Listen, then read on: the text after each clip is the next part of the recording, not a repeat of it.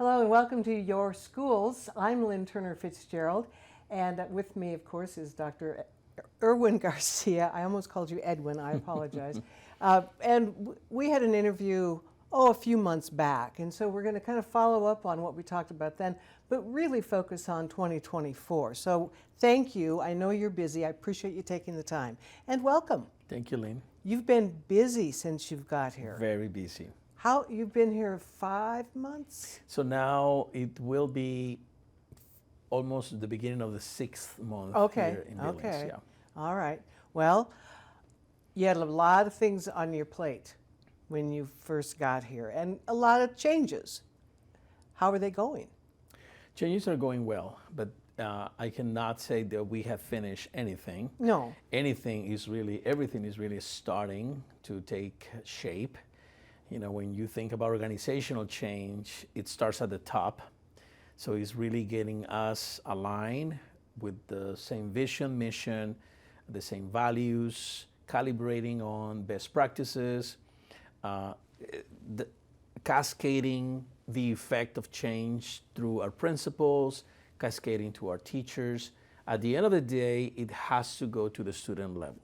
Mm-hmm. Students they should be the greatest beneficiaries of the changes that we are implementing. And we should see the data very soon to start seeing the changes, how they're the fruition of those changes. Humans don't always react well to change. It's hard.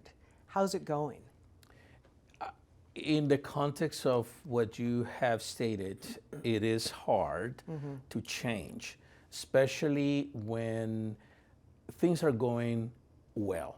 You know, when things are good, people feel that there's no need for change. The problem is that in a city as big as Billings, things might go well for some people, but not so well for others. Sure. So just to give you some perspective, what I mean by that is that if you were to break the city as a whole and look at student achievement and student outcomes in general, you will have to break the city into 2 parts: everybody else and the South. Oh.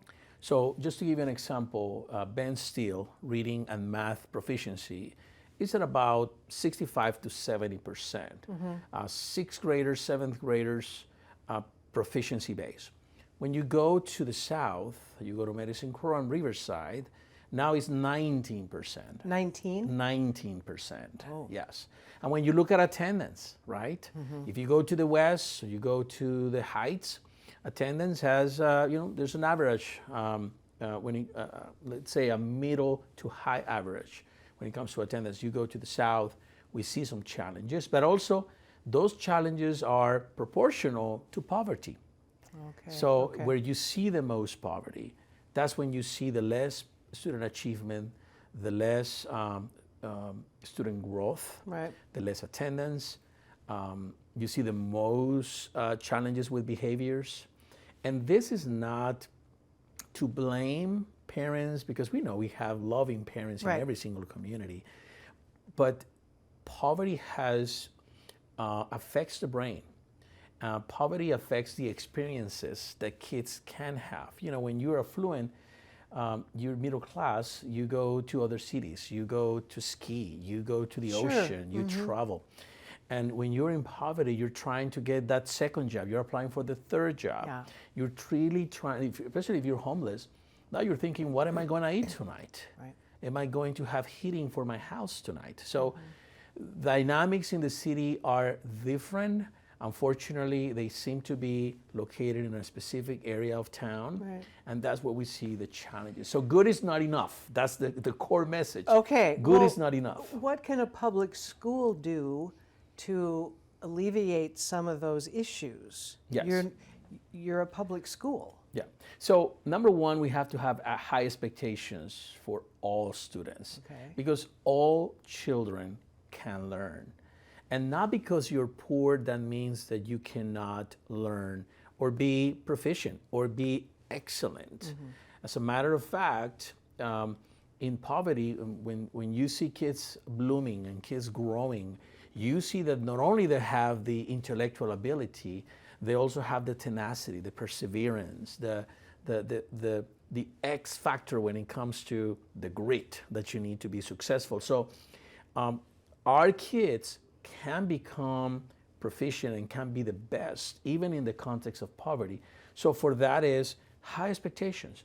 So when you approach kids in poverty, you have to come in with the belief that they can learn and achieve at high levels. But also from the district's perspective, it also goes back to how we support. What is the level of support? So of course, when you think about schools in the south area of town, we have Title I funds, for instance. The federal government already figured that those schools need more funding. So of course, Title I funding has to be used, but how do we use it and for what purpose, right? Is it really to target the needs, the academic needs of our students? So how do we break the chain of poverty is truly through equipping and empowering students to be the best they can be. And ultimately, I serve in schools in high poverty areas where my kids were performing higher than kids that were middle class and up. Because so it can be we done. had those expectations. Oh, absolutely, it can be done. It can be but done. It takes time. It takes time. All right. 2024. Big challenges ahead? Absolutely. Big changes ahead? Big changes ahead. Okay. We have a budget to balance, number one. Okay. We have a $3.5 million deficit. And the district has been carrying this deficit for years. COVID money helped. Yeah. And helped us with interventionists. It helped us with renewing some of the heating and cooling systems in some of our schools. Okay. COVID money helped. But now COVID money is gone. And now it's time for us to address the deficit. We cannot continue having this deficit. So we have an idea of 6 levers that we can pull. Okay. One of those levers is calibrating positions in the district. Going back to where is the FTE, the positions, where do we have an imbalance? We see opportunities in middle schools to kind of balance our numbers in a way. We also have a challenge when it comes to interventionists because they're being funded by ESSER. So ESSER fund, which is COVID money. Oh, okay. So now okay. COVID money is gone, so those positions are falling. I see. But we understand we can't afford not to have interventionists. So we're going to have to be strategic on using Title I funding, general funds to be able to balance that. Another lever is a safety levy. So we are going to ask the public to support us on a safety levy in the month of May. Okay. We already conducted an audit for all of our facilities, all of our systems, and there are recommendations being made to the public, to the district and the public when it comes to our safety levy. We don't see the safety levy being the key element to balance our budget. There's no way to balance our budget with a safety levy. But there are things that we can do with the safety levy that can move some of the cost that we pay in the general funds to that safety levy. Let me give you an example. Police officers. Yes. That contract with the city, which we're grateful, costs about $500,000. But public wants more police officers. Well, that costs money, and that costs money from instruction. It's taking money away from instruction and then utilizing it for police officers. Same thing happens with nurses. Currently, our nurses are being paid from special education. So our special education students need the help. They need the curriculum. They need services. Think about dyslexia services, for instance. We don't have any positions in dyslexia. Right now, we just open a position and we're advertising it. So we have to move some of the cost from the general funds to other alternative sources that are related, in this case, to safety. And that will bring back some cushion to the general fund so we can balance our budget. So calibrating positions, reorganizing programs, safety levy, the safety levy. Also, how do we use other funds? Title I, for instance, right? Okay. We have to tie ourselves up with Title I. We have to be more strategic how we use it. Is it we're going to buy a classroom full of paper, or are we going to hire interventionists, some of those interventionists that are falling from the COVID money that we have. So we have to really align our priorities. And based on the plan that we have presented to the board, we know we can balance this budget this year. Okay. And that's one of the things that is a heavy lift. And the second thing is the getting us ready for the implementation of the 3 programs that we're bringing to the district, the 3 programs/schools, charter schools. The charter schools, yeah. And those are the 3, the early college high school that will allow students to get an associate's degree and a high school diploma on the same day. We think that that program, being new to the state of Montana, not so new in the country, can make a huge difference in opportunities for our kids. Oh, I would say. Yep. How long does that take a student? Is that a 2-year, like a 2-year college to get an associate's degree? So it is a partnership with one of the colleges and universities. Okay. We're working with partners, local partners. The goal is for 2 years of high school credit and 2 years of college credit. Wow. Awarded by one of the local universities. The child will get an associate's degree. That could open the pathway for that child to continue that bachelor's degree 2 more years, or a career pathway. You know, many companies in the city, they want to hire, but they want to have kids with associate's degree. So it works both ways for college or career opportunities. The other school is the Opportunity School. Okay. And that is for children that can really fit within the current structures. Think about, we have 600 homeless students, 250 foster care kids. We have kids that are already parents themselves. Yeah. We have kids that they're the sole providers of income to their households. So for those kids, we have to be creative. So we're looking into a proficiency-based graduation pathway. Okay. So this pathway is not like I read Shakespeare, answer 10 questions right, and I get credit. This is more like a career technology pathway. Okay. So I learn how to, for instance, how to repair a computer. So that's levels 1, 2, and 3. 3 credits. Then we embed within that course mathematics, science, and reading. So you're learning to do something that you can use, and you're getting credit. As a trade. Yeah, Right. it's a trade. So we're building that pathway. So for that, we are presenting an idea to the board, and that is to allow us to open a innovation center. Okay. Innovation center. So we're thinking an innovation center, being strategic with the current facilities that we have in the district. We wouldn't have to ask the public to get more money raised for that program, for that center.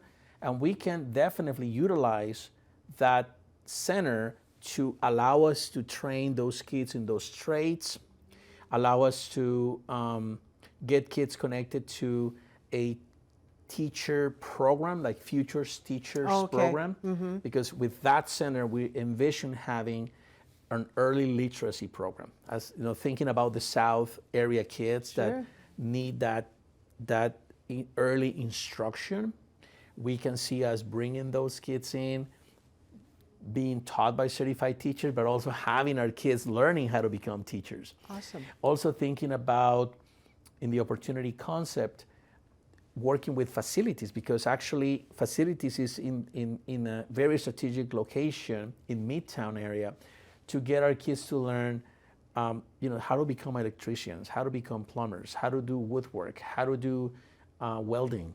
So all of those trades can enable our students to have skills so they can become marketable. Even if a child says, when I'm 16, I will drop out. And the child says that, and the child has by law, that right, we will say, okay, let's work with a plan. Let's work on a plan for you. Learn a skill. Right. We'll teach you. And by the way, here are 2 partners that are willing to work with you so you can do that job that you learn here, so you can be an active and productive member of society. Right now, Lynn, we have 260 kids that drop out every single year. So we went back year after year. for the past 5 years, the least we've had is not 196. The most we've had is 265.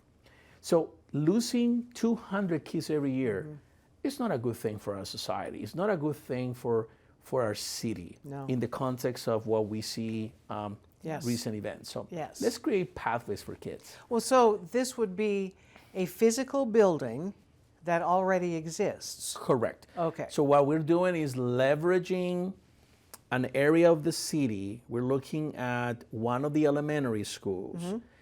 The challenge that we have in a particular area of town is that there's a group of about 4 or 5 schools where their enrollment is about 200 kids, 200, 210, 220. The problem with that is that you still have to staff that building with principals, nurses, counselors. So it costs a lot of money to run schools that are in low enrollment. Actually, we have a school with 180 kids. What should it be? Yeah. What would an average be? Population. Population in that particular area of town is about 220. Okay. So then it becomes challenging because the average cost to educate a child in an elementary school in Billings Public Schools ranges from $3,600 to $4,000. But there are schools that cost us $6,000 to educate one child. Oh, okay. And the problem is that it's not in the Midtown area. The problem is that when you go to the projections for the future, we see a decline. So eventually you'll have a school with 140 kids and you still have to staff it, and it costs tremendously to educate those children. So we need to be strategic. Number one, balancing our budget. Number two, creating opportunity. Instead of closing building, which I don't believe that's a smart idea. I've seen it happen many times. You close a building, sell the building for pennies to the dollar. Then you need the building later. And then you have to buy full price. So we have to be strategic. We have a overpopulation at West and Senior. So why can we reduce those numbers, accommodate for the early college, high school, the opportunity school, the trade school, make a center out of it. It invites people to look into Billings as a city of innovation. Right. And we are tackling a problem that is real. The problem is there is a connection between dropouts and violence. When we look at the statistics for the latest crimes that have hit our city, Billings had a tough year in 2023. You're correct. A very tough year. Correct. And shocking, actually. Yeah. I mean, let's just say it. And there is a connection. So the kids, with no exception, were dropouts. Right. And not necessarily from our city, but many from our city. But common factor, dropouts. So when you have 260 kids added to that equation, it doesn't mean that 260 kids are going to do something wrong. Some of them will go for the high-set option. Some of them will actually join the workforce. But you still get a group of kids that have no pathway. Right. And that should be very concerning. We have to tackle that problem. Well, you think that would be an attractive option then for some of these students? Do you think they would buy into it? Correct. Okay. Because the goal is not to use it as we don't want the opportunity school to be seen as a dumping ground. Right. We want to anticipate the trend. So if you are a freshman, you finish your first semester and you have no credits for graduation, that's a conversation to be had. Because now you're lagging behind. And perhaps, and we've seen kids, and this is not necessarily because you have a low IQ or because you're extremely poor. No, we see kids in all aspects of life that are extremely intelligent, that are their families are doing well, but they don't see the traditional high school as being their option. They're not engaged because they don't see themselves immersing themselves in the Shakespearean model. Right, right. And they rather learn a skill and join the workforce. And if that should be absolutely okay for kids. So the opportunity school is anticipatory, it's preventive. We're going to look early, even in middle school, for kids that could be a good match for a program like this. Well, how is that different from the Career Center then? It is different. So, Okay. that's a great question, by the way. We've got that question a couple of times. So we run the numbers of how many kids we have attending the Career Center, about 1,000 kids. Oh.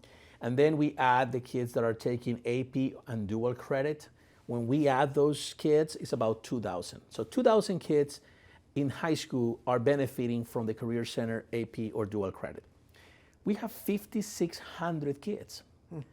So we still have 3,600 that have no connection to the Career Center, nor AP, nor dual credit. But this is the other challenge. When the courses, the Career Center courses that are designed for freshmen and sophomore, they're very high level courses. So in many instances, we have to tell kids that are struggling, please don't drop out, wait until your senior year so you can enroll in the Career Center. Well, you already had 2 years lost. Why can we have a Career Center model or an extension of the Career Center for kids that are entering the program?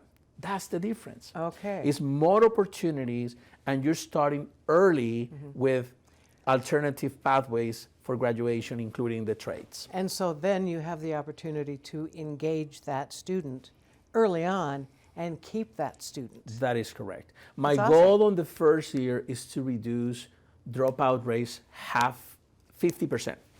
Okay. We want to go to 130 students, and of course that's not a good number.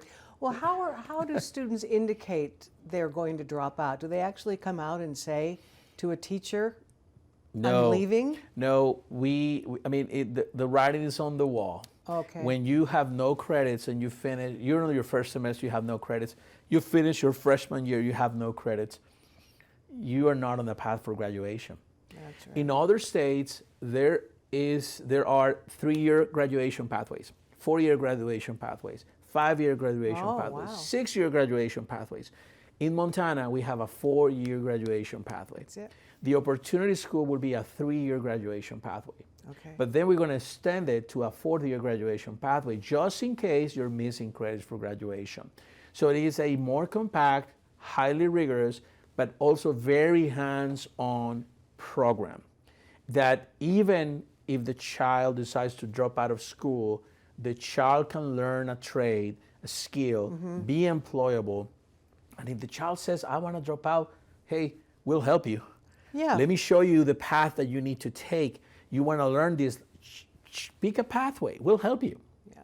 And we can be flexibility in a small context. I love photography. I want to drop out when I'm 16. Well, we'll get you the help that you need.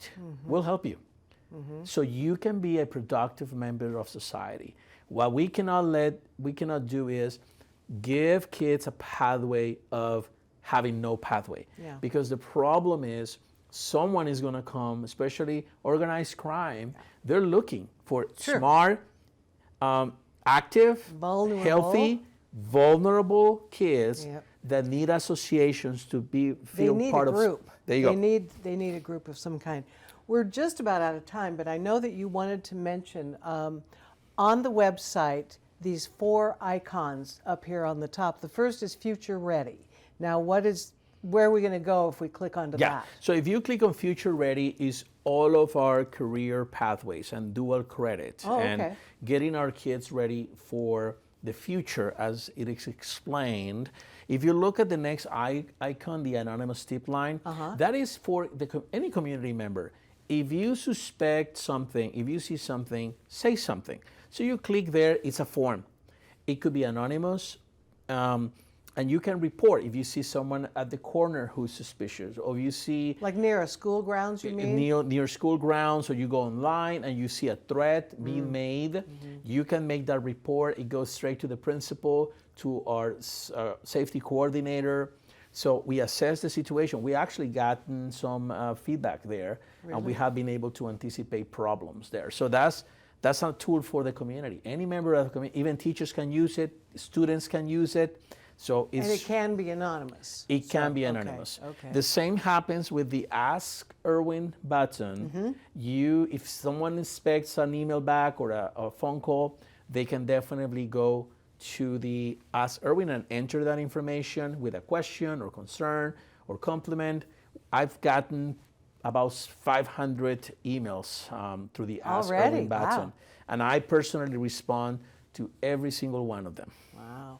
And the last one is the Inspire, Educate, and Empower. That's our four strategic priorities in connection to our vision of excellence document, so people can understand what is the values behind the work that we're doing in our district. Okay. All right. You're a busy man. We're busy. You're very busy. Yeah. I want to thank you for being here. Thank you, Lynne. It's always, always educational. Notice how I got that in there? I know. And thank you for joining us. We will see you next time on Your Schools.